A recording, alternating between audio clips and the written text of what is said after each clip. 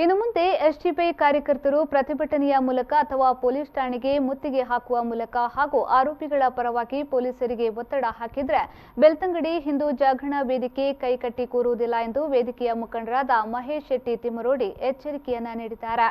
ಅವರು ಬೆಳ್ತಂಗಡಿಯ ಪ್ರೆಸ್ ಕ್ಲಬ್ನಲ್ಲಿ ಸುದ್ದಿಗೋಷ್ಠಿ ನಡೆಸಿ ಮಾತನಾಡಿದರು. ಎಸ್ಡಿಪಿಐ ಕಾರ್ಯಕರ್ತರು ಉಚ್ಚಿರಿಯಲ್ಲಿ ಮತ ಎಣಿಕೆ ಕೇಂದ್ರದ ಮುಂಭಾಗ ಪಾಕಿಸ್ತಾನ್ ಜಿಂದಾಬಾದ್ ಎಂಬ ಘೋಷಣೆಯನ್ನ ಹಾಕಿದ್ದಾರೆ. ಈಗಾಗಲೇ ಪೊಲೀಸರು ದಾಖಲೆಯನ್ನ ಸಂಗ್ರಹಿಸಿ ಅವರ ವಿರುದ್ಧ ಕೇಸು ದಾಖಲಿಸಿದ್ದಾರೆ. ಕಳೆದ 35 ವರ್ಷಗಳಿಂದ ಇಂತಹ ಘಟನೆ ನಮ್ಮ ಬೆಳ್ತಂಗಡಿ ತಾಲೂಕಿನಲ್ಲಿ ನಡೆದಿಲ್ಲ. ಆದರೆ ಈಗ ಇಂತಹ ಘಟನೆ ನಡೆದಿದೆ ಅಂದ್ರೆ ಅದನ್ನ ಊಹಿಸಲು ಸಾಧ್ಯವಿಲ್ಲ. ಇದರ ಬಗ್ಗೆ ಮೇಲಾಧಿಕಾರಿಗಳಿಂದ ತನಿಖೆ ನಡೆಯುತ್ತಿದೆ.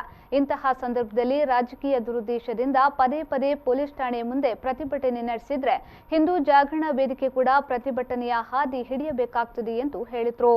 ಸುದ್ದಿಗೋಷ್ಠಿಯಲ್ಲಿ ಬೆಳ್ತಂಗಡಿ ಹಿಂದೂ ಜಾಗರಣ ವೇದಿಕೆಯ ಮುಖಂಡರು ಪಾಲ್ಗೊಂಡಿದ್ರು. ಇದು ನಮ್ಮ ಭಾರತ ದೇಶದ ಕರ್ನಾಟಕ ರಾಜ್ಯದ ಬೆಳ್ತಂಗಡಿ ತಾಲೂಕಿನ ಉಜಿರೆಯಲ್ಲೇ ಇದೊಂದು ನಡೀತದೆ ಅನ್ನುವಂತ ಒಂದು ಭ್ರಮೆ ಕೂಡ ನಮಗೆ ಖಂಡಿತವಾಗಿ ಇರಲಿಲ್ಲ, ಊಹಿಸಿಯೂ ಕೂಡ ನಾವು ಇರಲಿಲ್ಲ.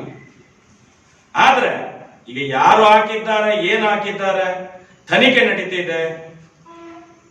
ಮೇಲಾಧಿಕಾರಿಗಳ ಒಂದು ನೇತೃತ್ವದಲ್ಲಿ ತನಿಖೆ ನಡೀತಾ ಇರುವಾಗ ಪದೇ ಪದೇ ಪ್ರತಿಭಟನೆಗಳನ್ನು ಮಾಡಿ ಒಂದು ರಾಜಕೀಯ ಪಕ್ಷ ರಾಜಕೀಯ ದುರುದ್ದೇಶಕ್ಕೋಸ್ಕರ ಪದೇ ಪದೇ ಸ್ಟೇಷನ್ ಮುಂದುಗಡೆ ಪ್ರತಿಭಟನೆ ಮಾಡ್ತಾ ಇದ್ರೆ ಇನ್ನು ಮುಂದಕ್ಕೆ ನಾವು ಕೂಡ ಪ್ರತಿಭಟನೆಯನ್ನೇ ಮಾಡಬೇಕಾಗ್ತದೆ. ಯಾಕಂತ ಹೇಳಿದ್ರೆ ಈ ಸಮಾಜ ಕೈಕಟ್ಟು ಕೂತಿಲ್ಲ.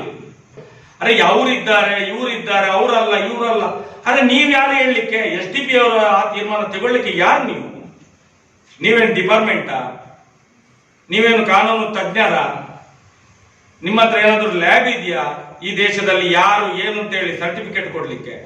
ತನಿಖೆ ನಡೀತಿದೆ, ತನಿಖೆಗೆ ಅವಕಾಶವನ್ನು ಕೊಡಿ. ನೀವು ತನಿಖೆಯಲ್ಲಿ ಗೊತ್ತಾಗ್ತದಲ್ಲ, ಏನು ಇಲ್ಲಿ ಊರಿನವ್ರು ಸೇರಿ ತನಿಖೆ ಮಾಡೋದಲ್ಲ, ಇಡೀ ಪೊಲೀಸ್ ಇಡೀ ಸರ್ಕಾರ ಅದನ್ನು ನೋಡ್ತಾ ಇದೆ ಅಂತ ಹೇಳಿದ್ರೆ ಈ ಘಟನೆ ಮುಂದೆ ಮರುಕಳಿಸಬಾರದು. ನಾವ್ ಹೇಳುದು ನೈಜ ಆರೋಪಿಗಳು ಯಾರ್ಯಾರಿದ್ದಾರೆ, ಅದು ಹಿಂದೂ ಇರ್ಲಿ, ಮುಸಲ್ಮಾನ ಇರ್ಲಿ, ಕ್ರೈಸ್ತ ಇರ್ಲಿ, ಯಾರೇ ಇರ್ಲಿ, ಈ ದೇಶದ ಮಣ್ಣು ನೀರು ಕುಡಿದು ಬದುಕುವ, ಅನ್ನ ತಿಂದು ಬದುಕುವ ಯಾವ ಒಬ್ಬ ವ್ಯಕ್ತಿ ಇರ್ಲಿ, ಅವನು ದೇಶ ದ್ರೋಹದ ಕೂಗನ್ನು ಕೂಗಿದ್ರೆ ಅದರಲ್ಲಿ ಜಾತಿ, ಪಂಥ, ಪಂಗಡ, ಧರ್ಮ ಯಾವುದು